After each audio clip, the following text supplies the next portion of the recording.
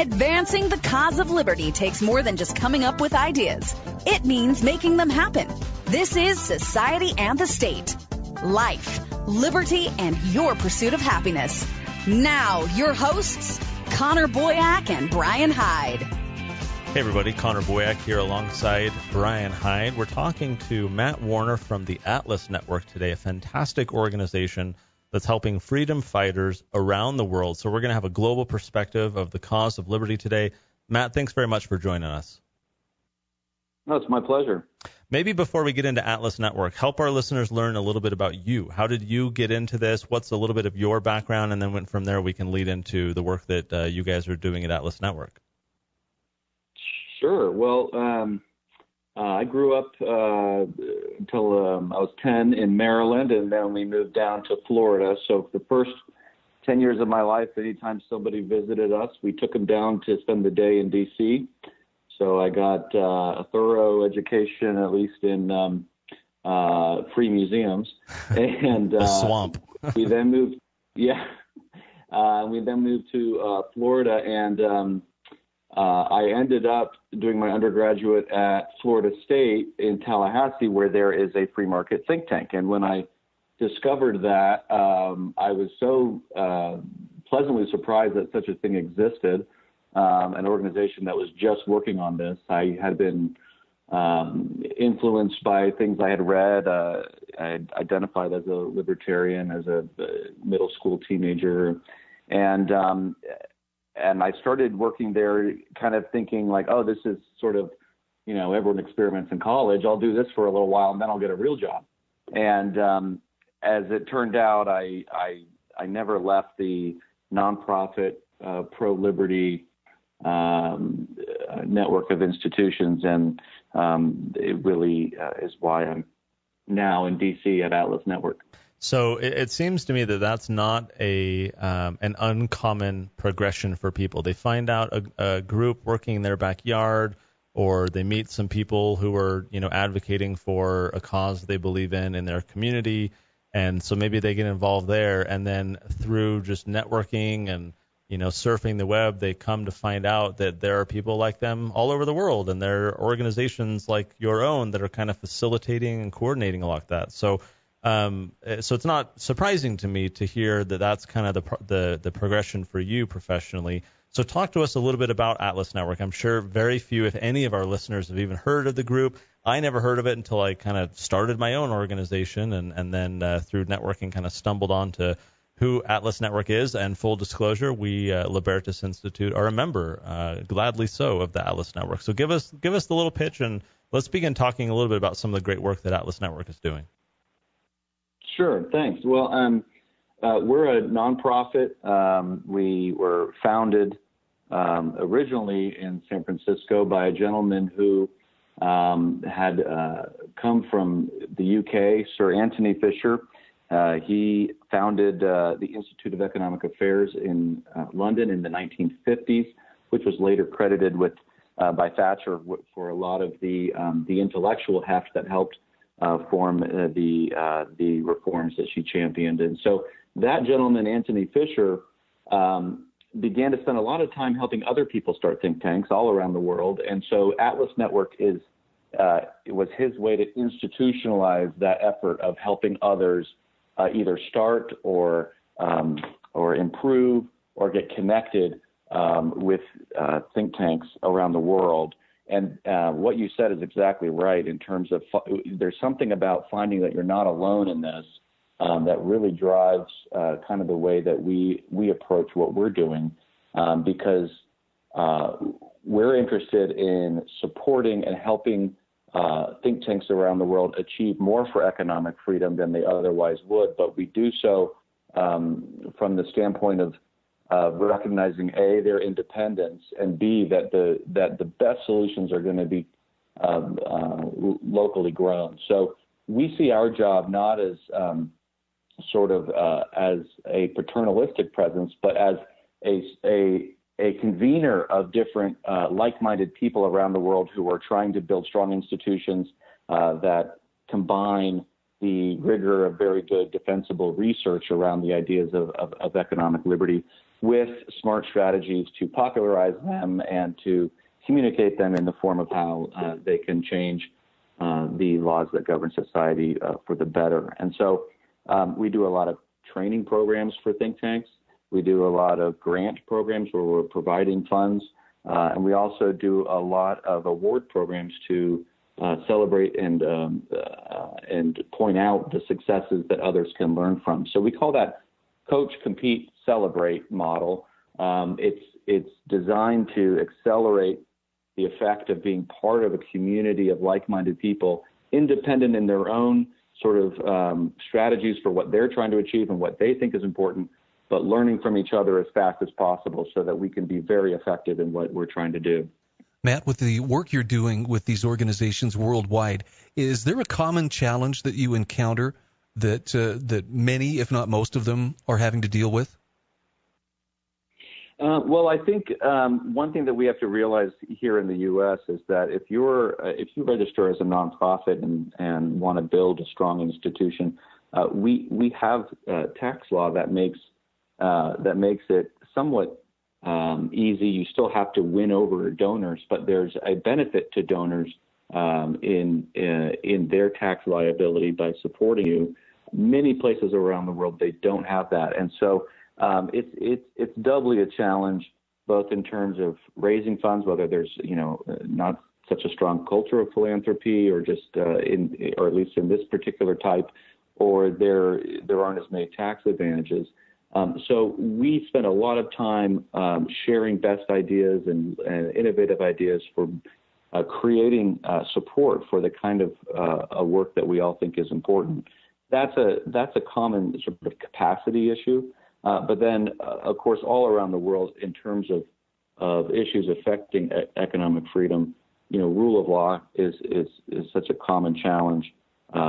Property rights, regulation. These are some of the key things that we can all learn from each other, because we have such similar experiences, even in different government models. Matt, was that an eye-opener for you? Because you go from working in Florida on state-related issues to having this new global perspective where, as you point out, people in especially developing nations, third world countries, are struggling over even these basic owning title to your land so that you can even justify the investment of resources into an asset that you can control and predictably have for the long term. What was that progression like for you? Because I can imagine, I've even seen it with myself, where I'm so focused on okay, great, we legalized lemonade stands for kids here in Utah, right? Yay, let's celebrate having a free market for kids. And it's novel, it's fun. Yeah, you don't want bureaucrats shut down kids' lemonade stands. It's useful educationally to talk to people about proper role of government and so forth.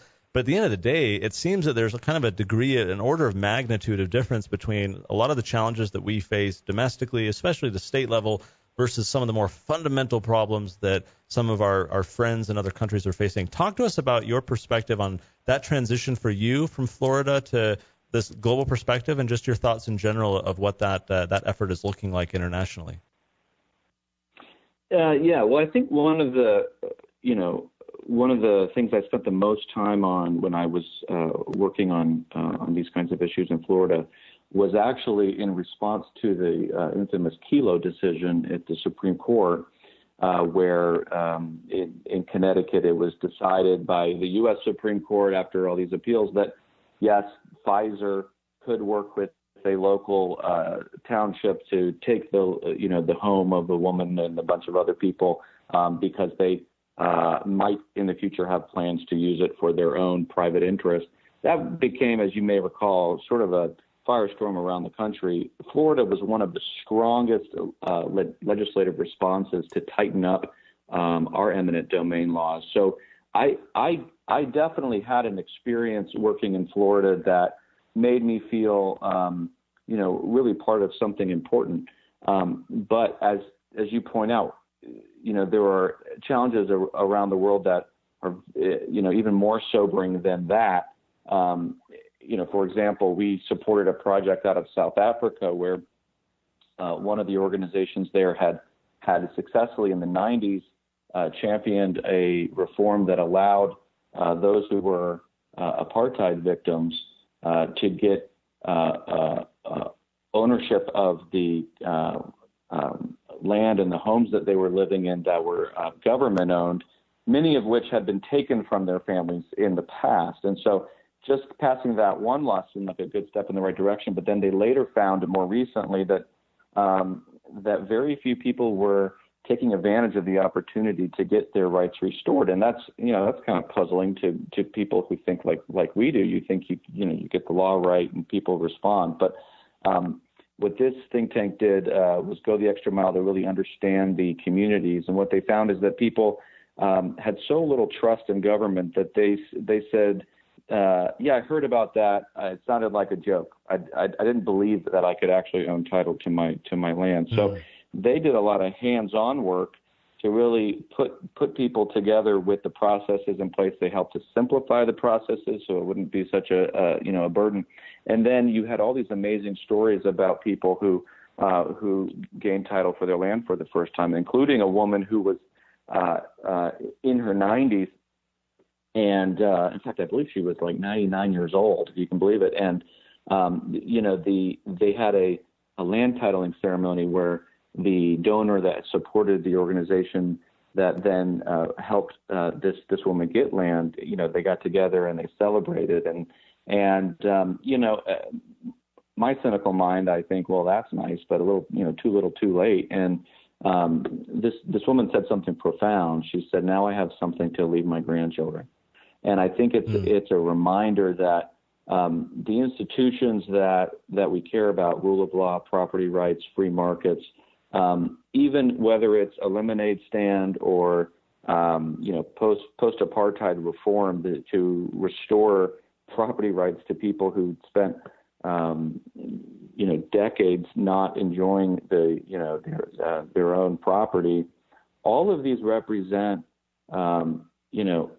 it makes a difference for the people involved, whether it's a small or a huge change. And one of the things I take stock in and appreciate is that we support organizations all over the world in countries of all levels of wealth, because injustice is injustice, and obviously some of the work that we're doing in very impoverished places have a stronger emotional appeal and are compelling, and we fund as many of those as we possibly can. But to someone in Ukraine, which has virtually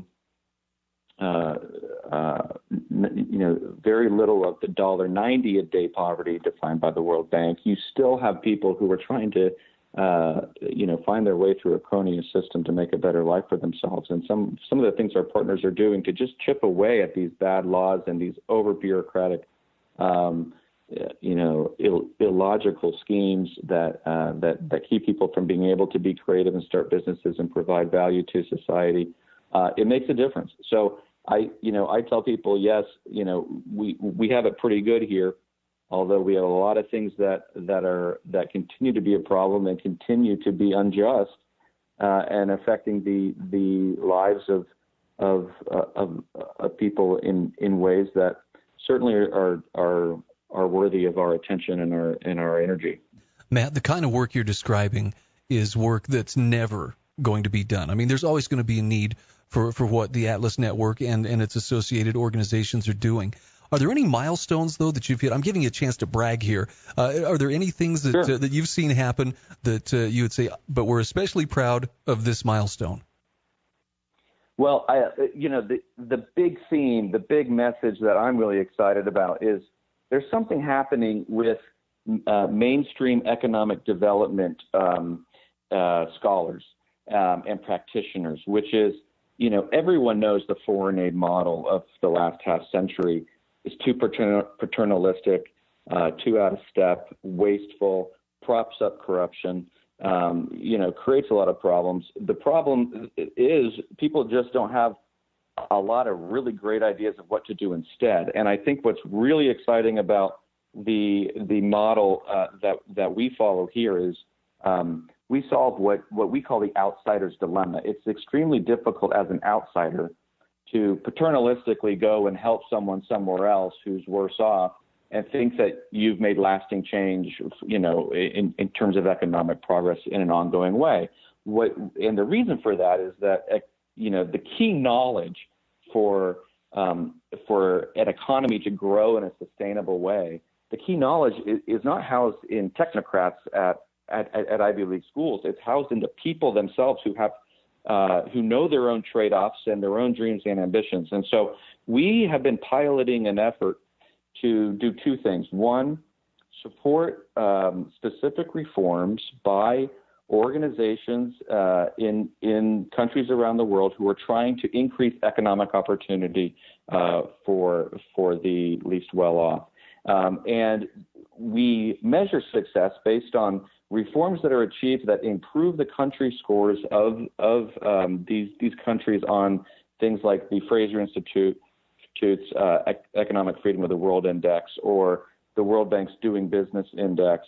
And we've commissioned a research agenda to quantify and demonstrate the relationship between increasing economic freedom and reducing poverty. And the results, which we continue to develop and publish in journals, and that's, we'll have a lot more to say to that towards the end of this year, are extremely encouraging. And so our pilot project on that, we gave about $2 million total to organizations in 29 countries. 10 of them were able to achieve actual change that reduced poverty in their countries. And so that's a big story because if you look at that sort of win ratio for money invested, man, does it beat out the bloated budgets of foreign aid, especially if you combine all the governments around the world. Because the reason that this is the right way to go and not what they're doing is that they are still at the end of the day doing a lot of government to government and government to NGO transactions. And what we're doing is we're saying we're not coming into these countries and saying, here are the 10 things you need to change, which is what the Washington Consensus of the 90s did around the world. We said, we'll give you a lot of money, reform your governments and do these 10 things. And not all those 10 things, were bad. But the problem is that's not how change happens. An institution in country X and country Y, they have to be a sort of a function of the local culture and the custom and the history. You can't just transplant these institutions around the world. So you have to look for local leaders who understand free markets and they understand individual freedom and they care about those things. They think those things are, key principles, and then support them in their reform efforts. And then we're starting to do a good job of measuring what the actual impact of that is. So I think it's a good way to marry both those of us who care about free markets and think that there's a moral virtue to that kind of freedom and dignity to give to all individuals to find their own path. But it also marries it with a sense of sort of a global compassion and philanthropy to say, hey, I want to see people in some of the direst circumstances get out of that and get ahead. And it's been extremely frustrating for the broader community to see billions and billions of dollars make little difference or at least make differences that then got reversed easily or couldn't be sustained because they didn't actually represent systemic change in economic progress across a community. Matt, let me ask you this. It's my observation that within the so-called liberty movement, if you want to call us all that, if we're more like the cat herding, right, that we don't have any kind of centralized leadership, but you know what I mean.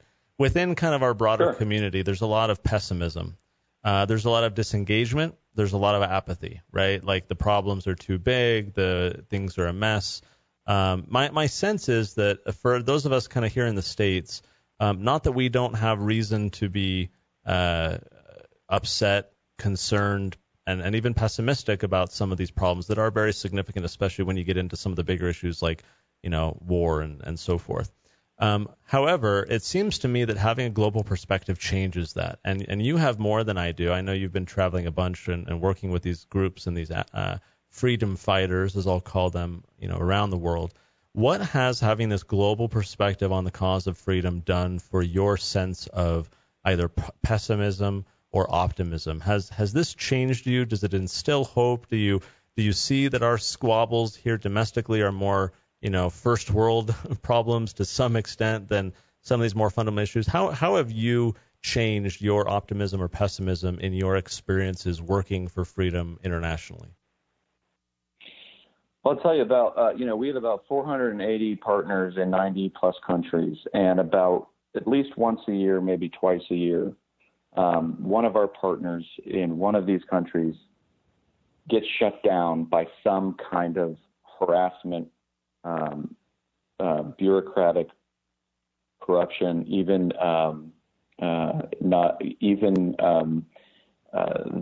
those in the think tank or the organization spend time in jail. And so even operating in some of these places, there's countries, and I'm avoiding saying specifics because there were specific people involved, but there are places where the laws are such that it's virtually impossible to raise funds one way or another. So I come back to just the fact that any of us who live in places where relative freedom on voicing our opinions and having a vigorous defense of our ideas, it behooves us to do that and to stay energized and to stay vocal about it, because and I don't necessarily look at first world problems versus et cetera, meaning I don't think if there's something that is anti-freedom, even if it's relatively minor, that it's, therefore we shouldn't be too proud of standing up against it. I think any opportunity that we have in our communities or the spheres of influence that we have to push in the right direction, we ought to be doing that. We ought to take motivation from those who literally are physically prevented from doing so, and in other places do so at great risk and expense to the safety of themselves and their family. And so I hope that's sobering when we feel discouraged, and to recognize that a lot of us are really in the same boat. We just have different depths of water that we're trying to scoop out, and hopefully the theory holds that the more we scoop out on one end, the more we're helping each other, around the world in defending our rights and defending freedom. So my perspective is we have a lot more in common, and we should treat our personal fights for freedom as important, and draw strength and sobriety from those who risk much more than we do by being vocal and being energetic and being engaged. Matt, I appreciate all of that. I'm going to link to the Atlas Network website, atlasnetwork.org, from our show notes page, which is societyandthestate.com/92. There are a number of, not only can you look up the partner directory, especially if you're in another country, but even here in the States as well, you can find which partners are working in your community to find out if you can support them or help them or work for them. Attend their events, and increase their strength and their capacity. But you guys also, as you mentioned earlier, do a number of awards and training opportunities and programs. I mean, like the Think Tank, Shark Tank, and all these different ideas that are really fun, helping people improve their skills. I've greatly enjoyed and benefited from a lot of these programs from the Atlas Network. So for anyone listening who's either in the movement, so-called, or interested in getting engaged, the Atlas Network is definitely a great resource. Again, we'll link to that at societyandthestate.com/92. Matt, thanks very much for taking some time today and giving us a little bit of insight into your work. It's been my pleasure. We are cheerleaders first, and we love what you're doing and appreciate this opportunity. You've been listening to Society and the State. For show notes, archives, and more great content, visit societyandthestate.com.